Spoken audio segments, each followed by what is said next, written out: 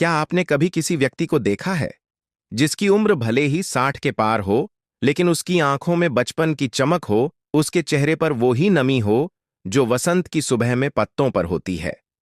उम्र तो बढ़ रही होती है, लेकिन जैसे समय उस पर असर ही नहीं डाल पाता, उसका शरीर नहीं, उसकी आत्मा जवान रहती है। ऐसे लोगों के पीछे कोई चमत्कार नहीं होता, बल्कि एक सूक्ष्म गहन तकनीक होती है। एक तरीका जो भीतर की उस ऊर्जा को जगा देता है जो न उम्र जानती है, न थकावट, न रोग, न मृत्यु। आज हम बात करेंगे उस तकनीक की जिसे योगानंद ने जीवन में उतारा और जो आज भी लाखों लोगों को जवान बनाए हुए हैं, बाहर से भी और भीतर से भी। लेकिन उससे पहले मैं आपसे एक अनुरोध करूंगा। यदि आपको यह विषय दिल से छू रहा है, अगर आप जीवन में सिर्फ जीना नहीं जागना चाहते हैं, तो इस चैनल को सम्मानपूर्वक सब्सक्राइब कीजिए। कोई दबाव नहीं है, सिर्फ अनुरोध है, क्योंकि हम यहां मजबूरी नहीं, आंतरिक प्रेरणा से आए हैं। और यदि आपको यह बात प्यारी लगे तो एक प्यारा सा कमेंट जरूर छोड़िए, ताकि हम आपके साथ इस यात्रा को और भी गहराई तक ले जा सकें। अब आइए बात करें उस तकनीक की जो योगानंद ने दी, लेकिन शब्दों से नहीं, मौन से। योगानंद ने कहा था, जो भी सत्य है वह तुम्हारे भीतर पहले से ही है, उसे पाना नहीं, उसे जगाना है। और इसके लिए उन्होंने जिस विधि की बात की वह थी प्राण में उतरने की कला। यह शरीर, यह मन, यह स्मृति, यह सब उम्र के साथ थक जाते हैं, लेकिन प्राण कभी नहीं थकता। प्राण वह ऊर्जा है जो तुम्हारे भीतर तब से है जब तुम गर्भ में थे, और जो तुम्हारे अंतिम क्षण तक तुम्हें जीवित रखेगा। योगानंद ने सिखाया, यदि तुम प्राण की नाड़ी को छू लो तो तुम अमृतत्व को छू लोगे।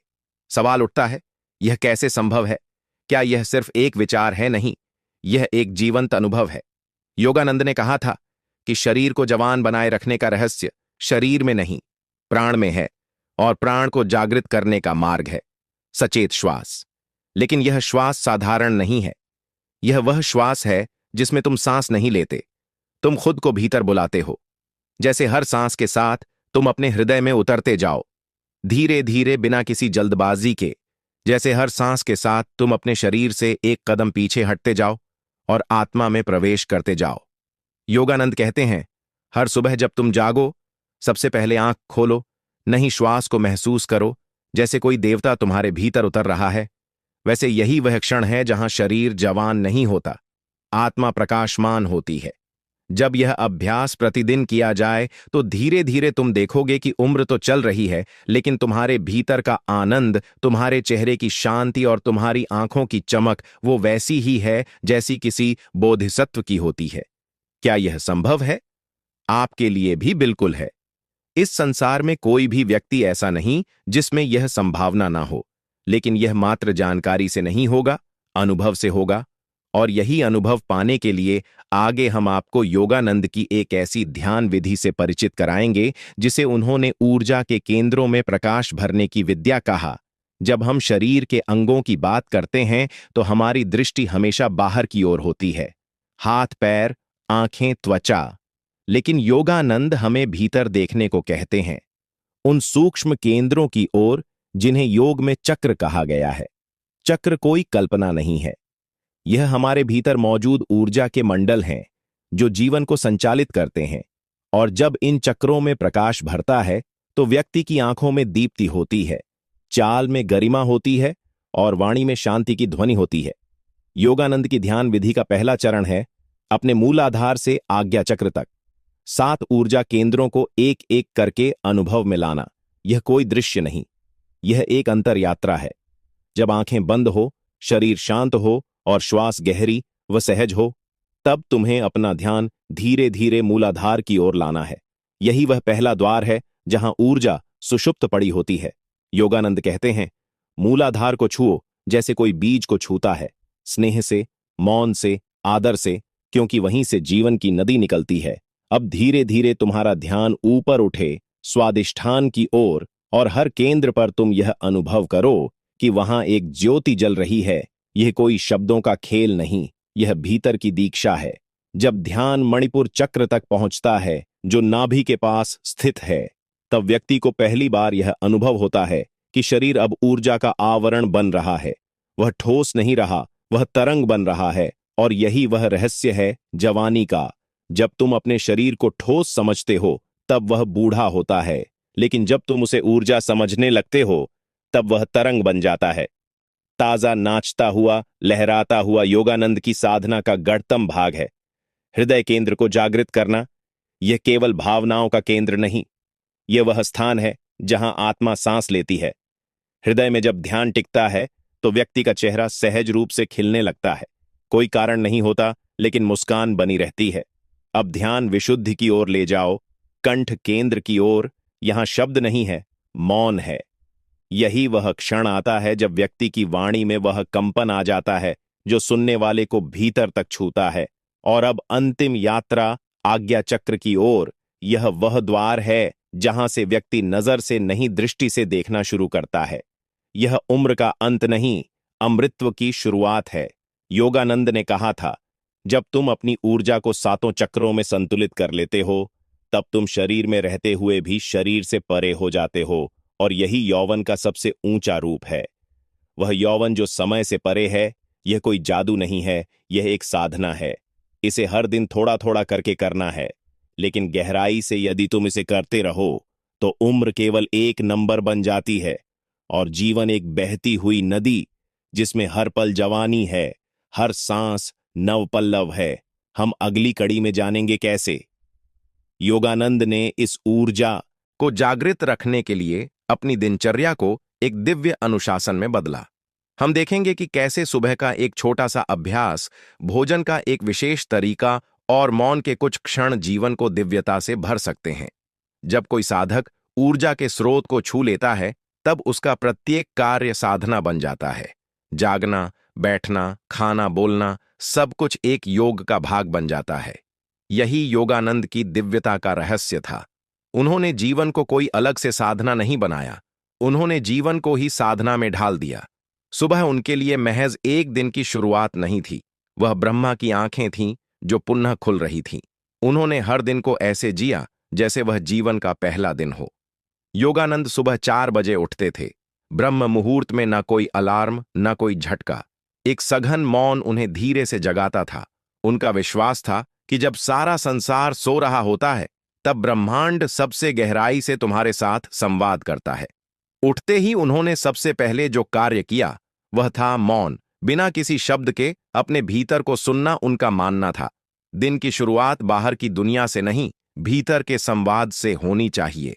इसके बाद वे साधारण आसनों में बैठते थे, लेकिन उनका बैठना एक गीत बन जाता था, शरीर एक वाद्य बन जाता और ध्यान उसकी धुन। उन्होंने ऊर्जा जागरण की एक विशेष प्रक्रिया विकसित की थी। वह कोई जटिल आसनों का प्रदर्शन नहीं था, बल्कि शरीर में सूक्ष्म कंपन जगाने वाला एक सरल परंतु गहन विज्ञान था। उन्होंने अपनी हथेलियों को एक दूसरे से रगड़ा, आंखें बंद कीं और उस गर्मी को पूरे शरीर में महसूस किया। फिर अपने माथे को अपनी दोनों हथेलियों से ढका और बहुत धीमी आवाज में कहा, मैं आत्मा हूं, ना कि शरीर। मेरी उम्र नहीं है, मैं अनंत हूं। मैं हर पल नया हूं, हर श्वास में युवा हूं। यह वाक्य केवल एक विचार नहीं था, यह एक ऊर्जावान घोषणा थी, जैसे ब्रह्मांड को सूचित करना कि यह शरीर अब चेतना की नई तरंगों से संचालित होगा। इसके बाद उन्होंने दिन भर की अपनी गतिविधियों को ऊर्जा प्रवाह से जोड़ा। जब वे चलते थे तो ऐसे जैसे पृथ्वी को आशीर्वाद दे रहे हों। जब वे भोजन करते तो सबसे पहले अपनी दोनों हथेलियों को भोजन के ऊपर ले जाते और कहते, यह अन्न केवल पेट को नहीं, आत्मा को पोषण देगा। वह प्रत्येक निवाले को चबाते हुए मंत्रवत मौन में होते। भोजन उनके लिए केवल स्वाद नहीं था, वह एक ऊर्जामय समर्पण था। प्रकृति के प्रति उन्होंने कभी भी जल्दबाजी नहीं की, क्योंकि उनका मानना था कि जल्दबाजी शरीर की ऊर्जा को बिखेर देती है और जो ऊर्जा बिखर गई वह जवानी को ले जाती है। जब दोपहर में थकान का समय आता तब वह झपकी नहीं लेते थे, वह ध्यान करते थे। कुछ पल सिर्फ शांत बैठकर आंखें बंद कर आत्मा से जुड़ जाते थे और तब दिन का दूसरा भाग ताजगी से भर उठता था। उन्होंने कभी उम्र के नंबर को अपने मन में नहीं आने दिया। वह कहते थे, यदि तुम्हारा मन युवा है तो शरीर उसका अनुसरण करता है, मन ही शरीर का निर्माता है। अब दिन ढलने लगता, लेकिन उनके भीतर का प्रकाश नहीं ढलता। उन्होंने संध्या को भी साधना में बदला। सूर्यास्त होते समय वे बाहर बैठते थे और सूर्य की अंतिम किरणों को अपनी आंखों में समा लेने देते थे। उन्होंने एक अभ्यास दिया था, संधि साधना, जिसमें दिन और रात के मिलन पर साधक अपना ध्यान इस भाव में टिकाता है कि जैसे जैसे रात आएगी मैं भीतर की रोशनी से भरता जाऊंगा। उनकी रातें भी ऊर्जावान होती थीं। सोने से पहले वे एक वाक्य मन ही मन दोहराते थे, मेरा शरीर विश्राम करेगा पर मेरी आत्मा जागती रहेगी। मैं हर रात और अधिक ऊर्जावान होता जा रहा हूं। यह जीवन कोई कल्पना नहीं, यह एक जीवित गवाही है कि साधना कोई गुफाओं तक सीमित नहीं, वह हर सांस, हर कार्य में झलक सकती है। और यही वह तकनीक थी जिसने उन्हें 60 के बाद भी युवाओं से अधिक तेजस्वी और आकर्षक बना दिया।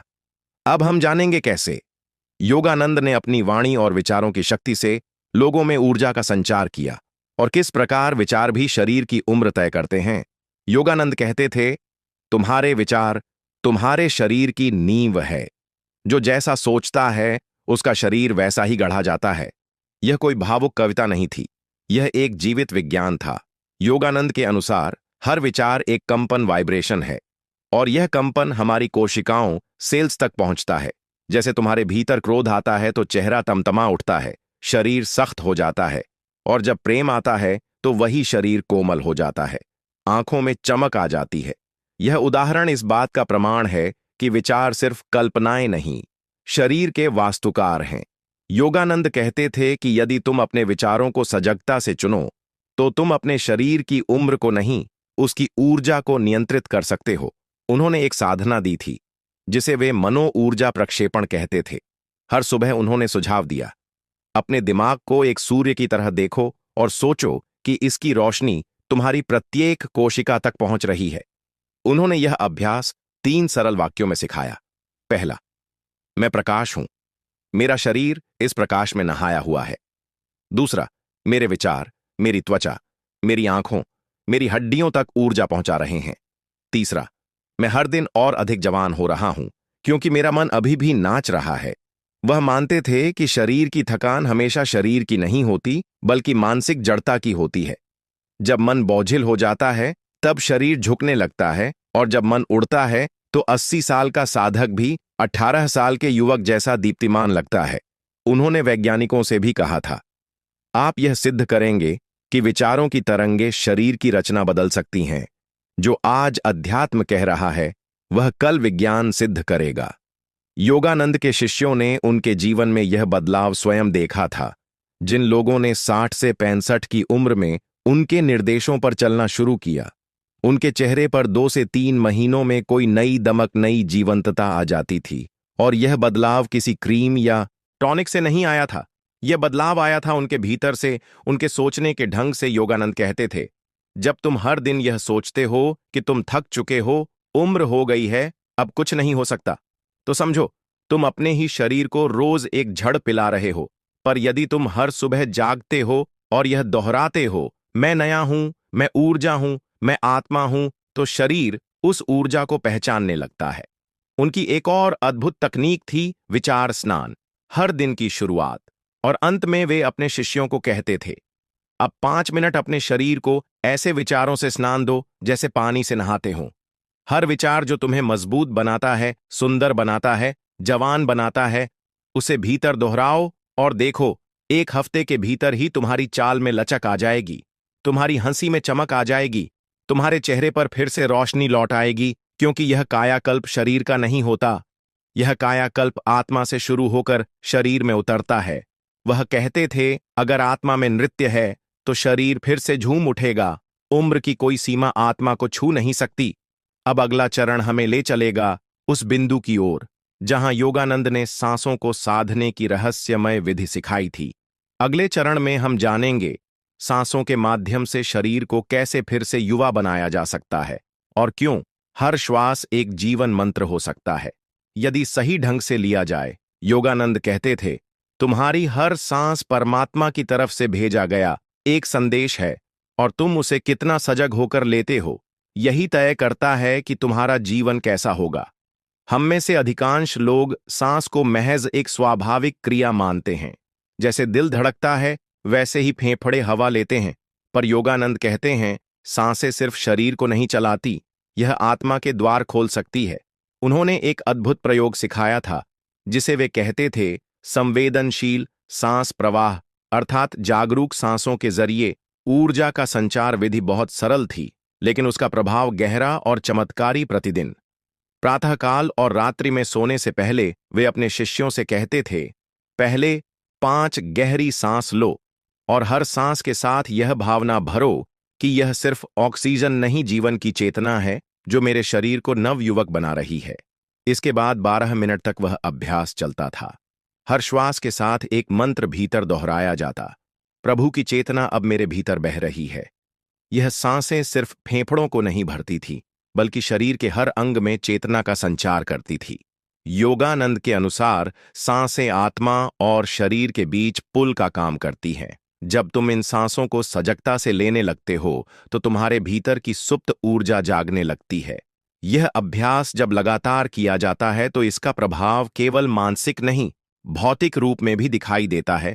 चेहरे की रेखाएं मुलायम हो जाती हैं, आंखों की चमक लौट आती है और शरीर में एक स्थायी लचक महसूस होती है।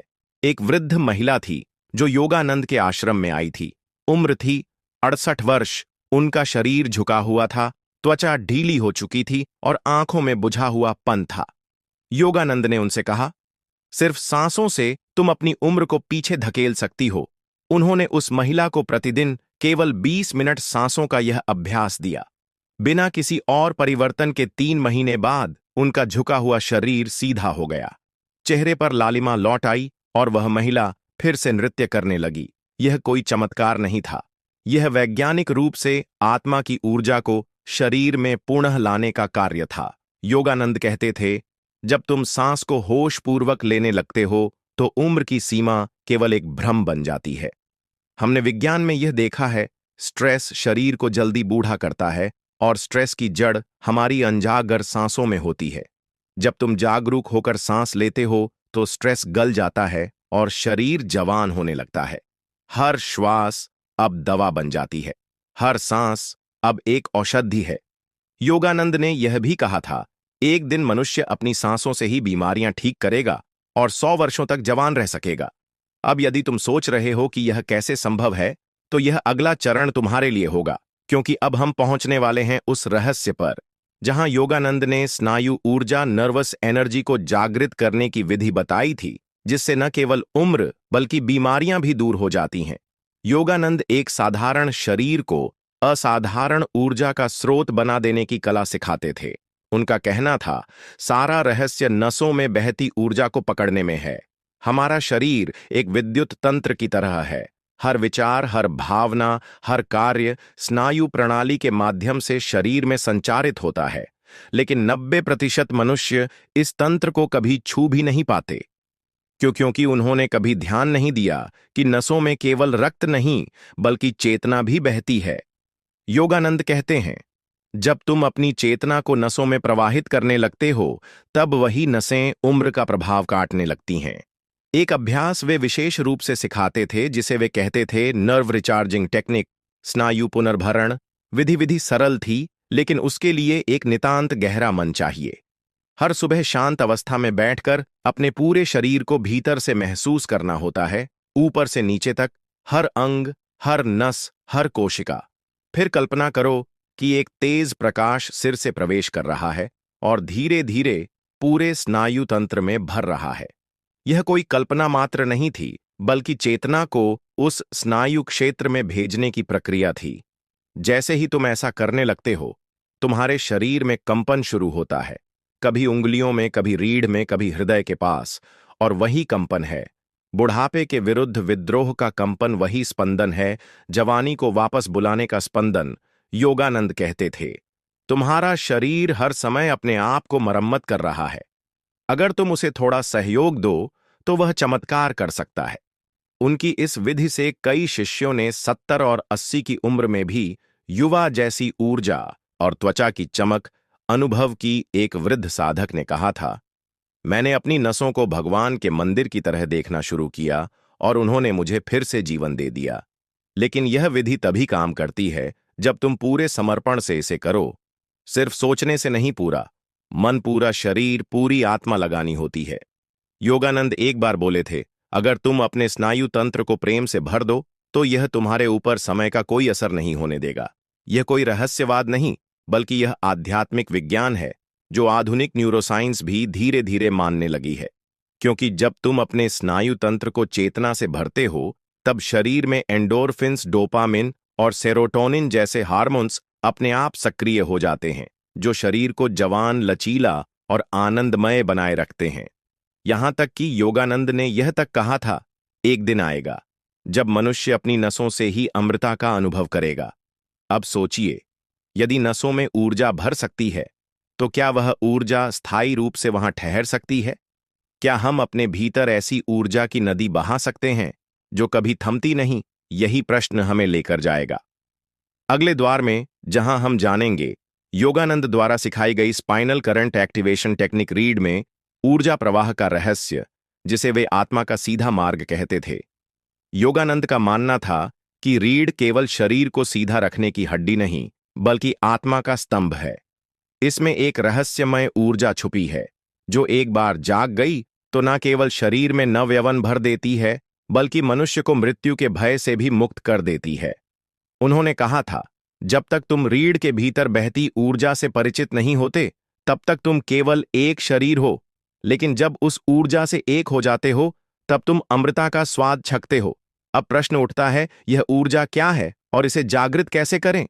योगानंद इसे कहते थे जीवन शक्ति की प्रवाह को पलटना, यानी जीवन ऊर्जा जो इंद्रियों की ओर बह रही है, उसे मोड़कर रीढ़ की सीध में ऊपर उठाना। यह एक आंतरिक विज्ञान है।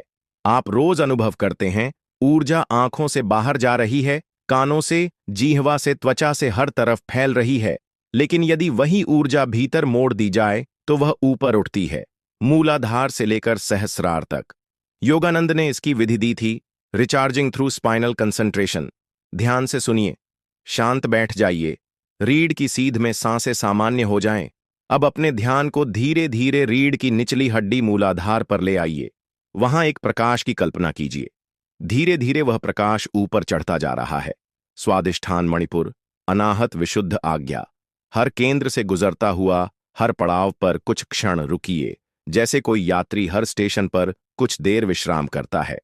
अब आप केवल कल्पना नहीं कर रहे, बल्कि ऊर्जा को एक नया मार्ग दे रहे हैं। और यह मार्ग वह है जहां जवानी, ऊर्जा और अमृता मिलती है।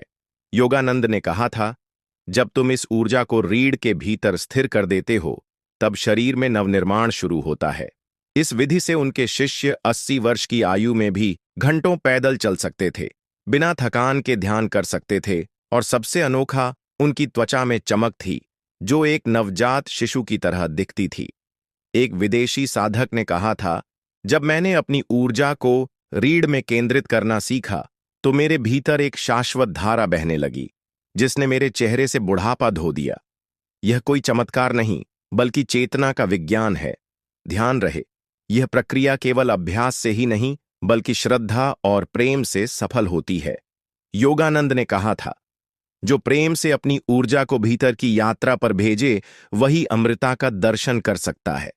अब आप सोच सकते हैं, यदि रीढ़ की सीढ़ियां चढ़ी जा सकती हैं, तो क्या उन पर स्थायी निवास संभव है?